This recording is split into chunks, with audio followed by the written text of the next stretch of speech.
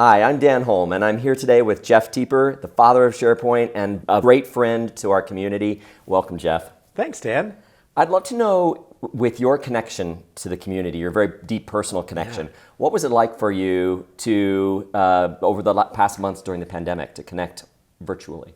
Yeah, it was a little bittersweet. On the one hand, we love the community so much because these are the people who give us the best feedback, work with customers, amplify our message, give input back to us on what to build next. And many of them have been longtime friends of us for a decade plus. And so it was great online to be part of some of the regional but still virtual events and talk to folks. But it wasn't quite the same because you didn't really have this elongated conversation about how things were going in their personal lives, what their take was, what was going on in tech. And so it was a great break from not being able to see people, but boy, was I ready to get back to an in-person conference. And what has it been like for you to be here? What have been some of the surprises? Yeah, I guess the biggest surprise is how everything just snapped back into, oh yeah, this is what we used to do all the time, several times a year. It took, the first day to get used to, oh, there's so-and-so again. Oh, this is how we prepare for a keynote. We did the rehearsal, in the night I came in. But then you're like, once you're past it's great to do this again, you're right back into it. You're talking to people about what's going on in their community, in their companies, the latest products and what they think of them. So it took a little bit to put that coat back on, but it felt comfortable when it was on. That's fantastic. And have there been any surprises for you with the feedback you've gotten from the community that you've been here? Have there been things you've heard that maybe you haven't heard in virtual settings? Yeah. One thing that's really great about coming to an event like this is that you can, whether you're us as the vendor or you're an attendee, is you can talk to a lot of people very quickly and get a lot of different perspectives and synthesize them. Sometimes when you're having an online event, the nature of it is, you get to talk to one person, that's sort of the dominant worldview in your head. And so when you come to an event like this, you get to talk to a lot of people. And one thing that this was a great reminder to me that I knew from past events, but I'd sort of lost perspective on in the last couple of years doing them virtually, is there's a broad spectrum of people out there. Take one of the things you and I work on, which is Viva. There's a lot of people who are like, I totally get it.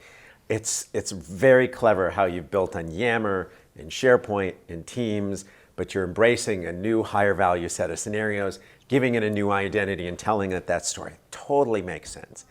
But then there's other people like, I'm confused and overwhelmed. I'm just trying to get people to do something other than the thing they have to do, which is run a meeting on Teams. Like I'm trying to get them to store their docs in OneDrive and, appreciate all the features of Teams and Viva. Oh my God, do we have to learn all that?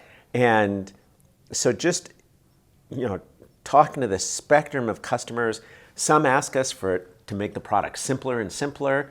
Others ask us to give them more controls to kind of lock it down a little bit more. And so the volume of people you get to talk to just reminds you when you build productivity software for everybody on the planet, there's a diverse set of needs. And you sort of lose that talking to people a little bit virtually. That makes great sense. And here at the event, you have a number of people from your team who are here. Yes. And I know because I also work at Microsoft that you didn't ask them to come. They came on their own volition to this event. They wanted to be here. What is it that you hear your team gets out of being here? Yeah, no, that's a great point that the event does a really great job with all the safety protocols and making sure people are vaccinated and wearing masks in all the sessions and so forth. But a few months ago, when we looked like pretty confident this event was going to happen, I said to the team, zero pressure, like nobody, it's up to you. If I have to go do all the sessions, and I know by me being there, it puts a little bit of informal pressure on people. But I said, totally, I don't have young kids at home, and so I don't have a lot of people in my life who have health issues. And so we really made sure that people who came were people who were comfortable coming. But they were really excited. Same reason they wanted to share what we'd done and get the reaction from people, both, reading the room, are people responding to what we're talking about, but also these in the hallway conversations, lining up. We were talking with Mark Cashman, Jason Moore, and Michaela Barrett yesterday about how the list session went on for 2 hours because people stayed and talked to them. And when you do an online meeting, there's this thing that happens after about 20, 25 minutes where you fulfilled your social responsibility, both as the audience and as the presenter, and you sort of want to wind it down, which is, fine. It's a lot more efficient that way. But the people who really cared about lists, both us making it and the attendees, wanted to go on. And so that the team said, it was so good to talk to customers again and get that breadth and depth of feedback that you really don't quite get the same way. That's awesome. And I know customers get an equal amount out of talking with you and with the team. Yes. Getting answers to questions and a vision for where we're heading and where we're investing. So I know it goes both directions. Yeah, somebody this morning, we had an ask, one of the things we do at these events is an Ask Me Anything, where people can come and really just ask just about anything and be super frank. And somebody asked a really great question about some complexity in the team's user experience. And I wasn't ready to announce specifics, but we had a chance to speak very openly about, I got to listen to what their pain points were. I got to share a little bit, some of what we're thinking directionally. And so I think when you come to an event like this, you get to talk to other people who are trying to solve the same problems as you are. You get to talk to the people who make the product and change our thinking, or maybe get a little more transparency than we can just do in a formal blog post. So it's one of the great parts of the event is that two-way dialogue. Fantastic. I totally agree with that. That moment in the Ask Me Anything was very special for those of us on stage who know where we're going, and we're very curious to see how you would answer that question. So that was really special. Yeah, no, I think it's for people to come to an event like this and get that's good feedback. Right. That's not part of the deal. When you come here, you should hear from the people making the product, and where you should be very not perfectly transparent, because sometimes things aren't fully baked in our plans yet. Right. But say, this is where we're thinking of going here. We're going to move this to this, and we're going to streamline this. And they're like, oh, that's great.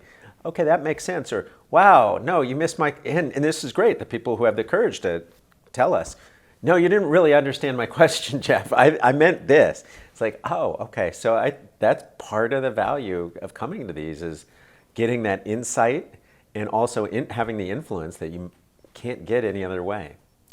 Awesome. And I would love to wrap up with one question, which is, if you look back over the last 2 years at the experience that you've had and your family has had with the pandemic, what have you learned about yourself? Yeah. And it's both, it kind of echoes what we were just talking about. How important people are. Like, we didn't have a lot of options as a family and, things we could do to get out of the house. And so we took, I think, 3 trips to national parks with my daughters and wife and I.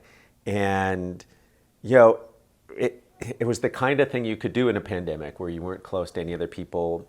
This was pre-vaccine and when we didn't really know the severity. And so we would just walk in the woods or in the mountains and just reconnect to our family. And just like this, it's about the connection with people. I mean, what's the point of living other than just engaging with people and having fun and learning from them? And it was, those trips were really wonderful. In some ways we said, oh, I guess this is all we can do. This is our only option. We can't take this big complicated trip where we go to museums and hotels. And it's like, we'll just go walk in the woods together for 3-4 days. And that was like better than any of the other things we've ever done. Oh, that's fantastic.